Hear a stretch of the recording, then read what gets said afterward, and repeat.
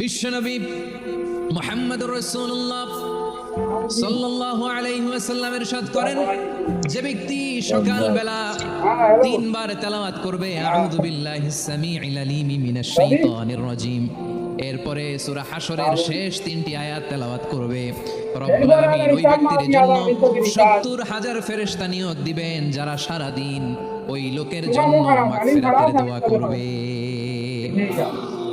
শুধু এখানেই শেষ নয়, বিশ্বনবী ফরমান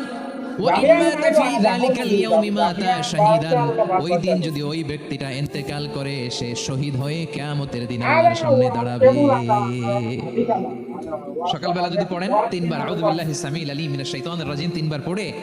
সূরা হাশরের শেষ তিন আয়াত যদি তেলাওয়াত করেন, তাহলে আপনার জন্য আল্লাহ তাআলা ৭০,০০০ ফেরেশতা নিয়োগ করবে। সারা দিন তারা আপনার জন্য মাগফিরাতের দোয়া করবে, আর ওই দিন ইন্তেকাল করলে আল্লাহ তাআলা শহীদ হিসেবে আপনাকে কিয়ামতের